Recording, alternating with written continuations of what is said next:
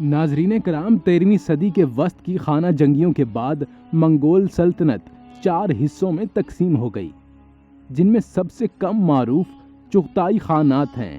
چغتائی خان جس واحد سمت میں پھیل سکتی تھی وہ صرف بر صغیر پاک و ہند کی طرف جنوب کی سمت تھی۔ اس وقت دلی سلطنت کی حکومت تھی۔ سلطنت دہلی غوری سلطنت کے کھنڈرات سے وجود میں آئی، جو کہ اس وقت افغانستان سے بنگال تک پھیلی ہوئی تھی۔ بسم اللہ الرحمن الرحیم۔ السلام علیکم، میں ہوں ساجد ہاشمی اور آپ دیکھ رہے ہیں RJ Sajid Hashmi YouTube channel. 1206 میں غور کے محمد کی وفات کے بعد اس کے غلاموں نے اس کے ٹکڑے ٹکڑے کر دیے۔ سلطنت اور غوری ہندوستانی علاقے کو شمس الدین کے طویل دور حکومت میں مضبوط کیا گیا تھا۔ التمش اس وقت دلی میں مقیم تھا۔ اگلی 3 صدیوں میں سلطنت پر 5 ترک افغان خاندان کی حکومت رہی، جن کی شمال سرحدوں پہ خارجہ پالیسی منگول سلطنت کے حوالے سے ہی بنائی جاتی۔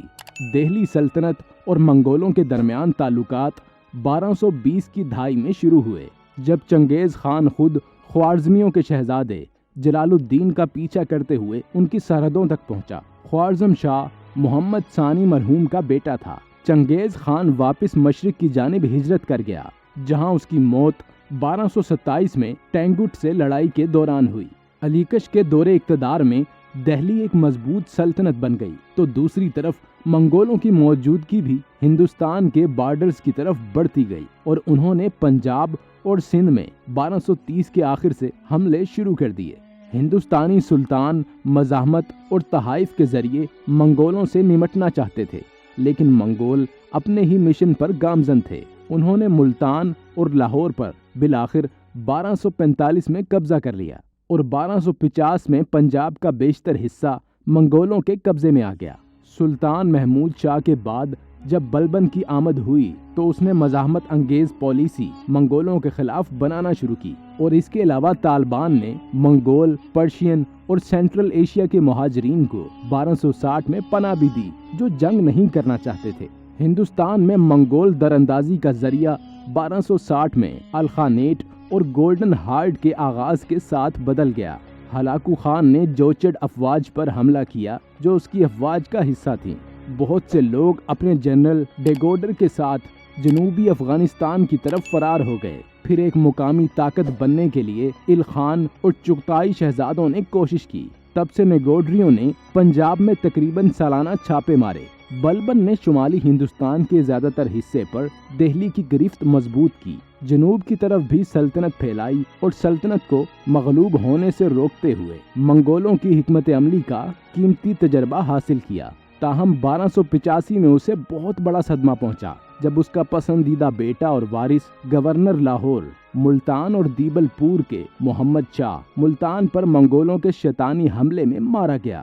بلبن نے اپنی باقی زندگی صدمے میں گزاری اور 1287 میں اس کا انتقال ہوا۔ اس کی جگہ اس کے ایک نااہل پوتے نے لی جس کا نام کیقباد تھا۔ اس کے دور میں منگول مزید مضبوط ہوئے، جبکہ ہندوستانی سلطنت میں کوئی خاطر خواہ بہتری نہیں لائی گئی۔ اس کی موت 1290 میں ہوئی اور مشہور دہلی کے بانی خلجی خاندان جلال الدین خلجی نے تخت پر قبضہ کر لیا۔ 70 سال کے لگ بھگ جب وہ سلطان بنا تو جلال الدین فوج بلبن کے لیے ایک لیڈ جنرل بنا اور کیکوبک کے لیے ریجنٹ بن گیا۔ فوجی طور پر وہ کافی قابل تھا اور ایک منگول فوج کو بارام میں 1292 میں شکست دے چکا تھا۔ جلال الدین خلجی کا دور ان کے فیاضی کے لیے بھی قابل ذکر ہے۔ اپنی فوجی صلاحیت کے علاوہ اس کی مہربانی نے اسے اپنے محتوا کانشی بھتیجے علاؤالدین کے سامنے کمزور ظاہر کیا۔ 1296 میں علاؤالدین خلجی نے اپنے چچا کا سر قلم کر کے اقتدار پر قبضہ کر لیا۔ علاؤالدین خلجی چالاک اور بے رحم تھا اور غیر معمولی فوجی صلاحیت رکھتا تھا۔ اس کا دور حکومت ایک بڑے نیگوڈیری حملے سے شروع ہوا جو ملتان، سندھ اور لاہور پر کیا گیا۔ علاؤالدین خلجی نے اپنے کنٹرول کو مضبوط کرنے اور منگول کے خلاف تیاری کے لیے متعدد اصلاحات کیں۔ اس نے فوج اور افسروں کو نقد رقم دی، جبکہ سلطان کا فوج پر کنٹرول ذاتی تھا۔ اقتصادی اصلاحات ہر فصل کے 50% تک زیادہ ٹیکس کے ساتھ شروع کی گئیں اور قیمتیں کم رکھنے کے لیے ذخیرہ اندوزی کو روکنے کے لیے کوششیں کی گئیں۔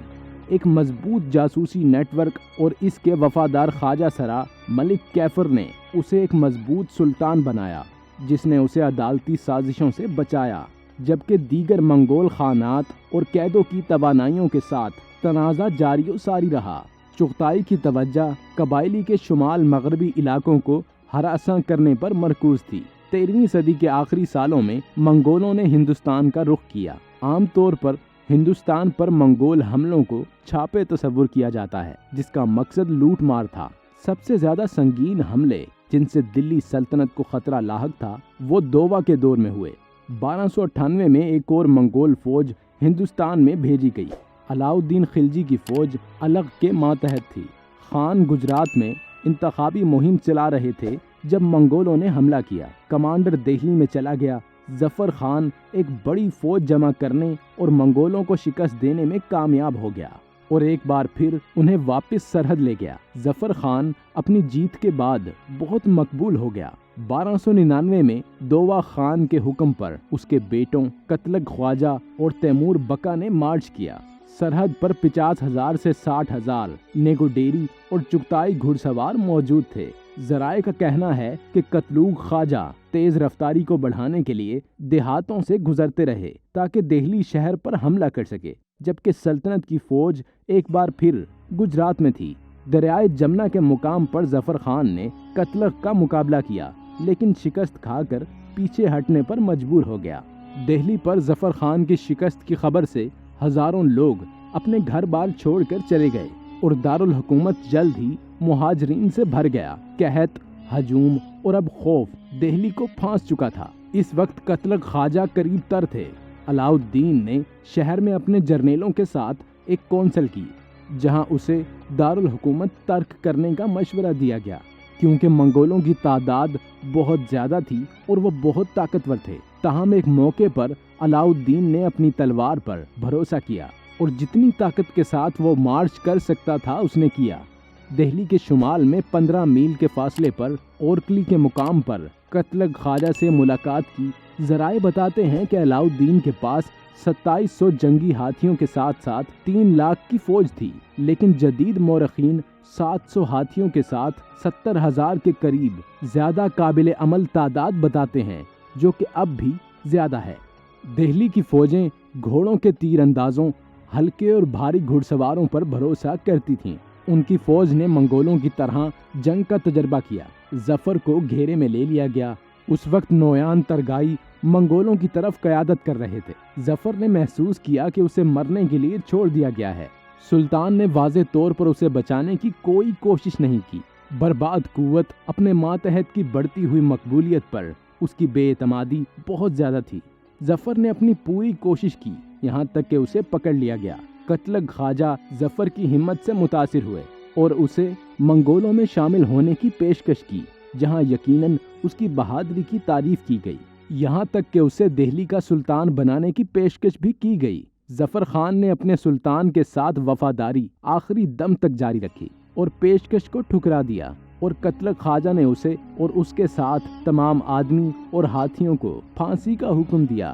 اس فتح سے اسے محسوس ہوا کہ قتلغ خواجہ اب علاؤ الدین کو شکست دینے کے لیے تیار تھے اور سلطنت کو فتح کرنے کے قریب تھے۔ تاہم اس مقام پر منگول فوجیں پیچھے ہٹ گئیں۔ ایسا لگتا ہے کہ جنگ کے دوران کسی موقع پر شاید ظفر خان کی پھانسی کے دوران آخری جدوجہد میں قتلغ خواجہ شدید زخمی ہو گئے۔ اس سے پہلے کہ وہ واپس پلٹ سکتا، قتلغ خواجہ اپنے زخموں سے جان بر نہ ہو سکا۔ منگولوں نے اپنا ایک اور شہزادہ کھو دیا تھا۔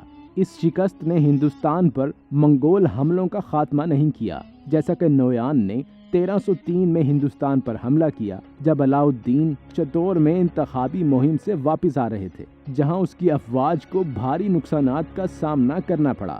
دہلی کے قریب منگولوں نے الگ تھلگ ایک اور محاصرہ کیا اور 2 ماہ تک یہ لڑائی جاری رکھی۔ قریب آنے والے گرمی کے موسم نے ترگائی کے صبر کا امتحان لیا اور وہ پھر پیچھے ہٹ گئے۔ شاید وہ بے خبر تھے کہ وہ علاؤ الدین پر قابو پانے کے کتنے قریب آ چکا تھا۔ 1304 سے 1308 تک حملے سالانہ طور پر جاری تھے۔ لیکن اب ہندوستان پر منگول کی ناقابل تسخیریت کی چمک ٹوٹ چکی تھی۔ جنگ میں منگول فوجوں کو شکست ہوئی، ان کے کمانڈروں کو دہلی میں ہاتھیوں نے روند ڈالا اور شہر کے باہر ستون بنائے گئے۔ منگول ہندوستان میں اتنے غیر مؤثر کیوں تھے؟ دہلی سے واقفیت منگول حکمت عملی کے ساتھ ایک اہم عنصر تھا۔ دونوں جنگی تجربے، اس طرح کے فوجی ماڈل اور منگول ڈیفیکٹرز کی موجودگی، ہندوستان کی گرم ترین گرمیاں منگولوں کے لیے سخت تھیں۔ آخر میں علاؤ الدین اور اس کے جرنیل ہنرمند کمانڈر تھے، تاہم ذرائع نے عام طور پر فتح کو مہارت کے بجائے خدائی مداخلت قرار دیا ہے۔ 1303 میں قیدوں کی موت کے بعد دووا نے منگول کے درمیان عمومی امن قائم کرنے میں مدد کی۔ خانات یہاں تک کہ یہ تجویز کرتے ہیں کہ وہ اپنے اختلافات کو ایک طرف رکھیں اور ہندوستان پر مشترکہ حملہ کریں، تاہم 1306 میں دووا کی موت چغتائی خانات کے اندر تنازع کی باعث بنی۔ 1328 سے 1329 میں دووا کے بیٹے ترمشیرین نے اسی طرح ہندوستان میں آخری بڑا منگول حملہ کیا۔